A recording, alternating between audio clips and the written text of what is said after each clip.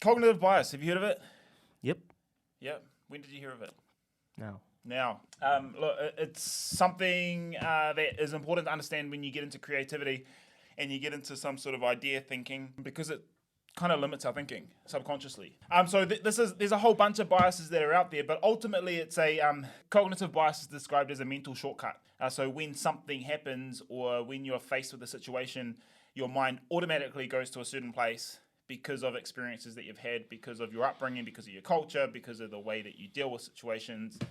You automatically tend to do things or respond in a certain way, and that's what we're calling a cognitive bias. So we're going to describe a couple of them, and we've got the resource available.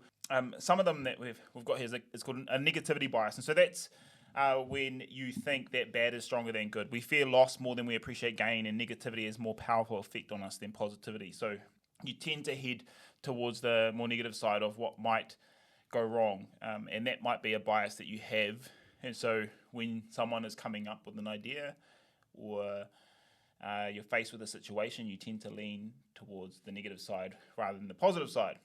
One example. But I'm not going to go through all of these. I'm going to go through some of the ones that I think are interesting. Confirmation bias. So that's the tendency to seek out evidence that supports decisions and positions we've already embraced. You might do this yourself.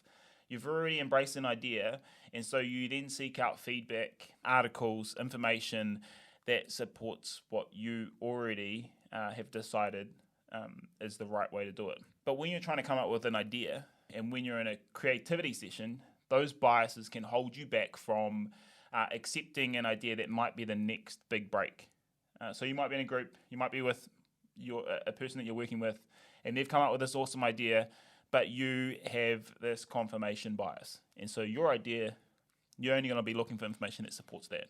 If we can be conscious of it, then we can choose to not allow those biases to impact the way that we think.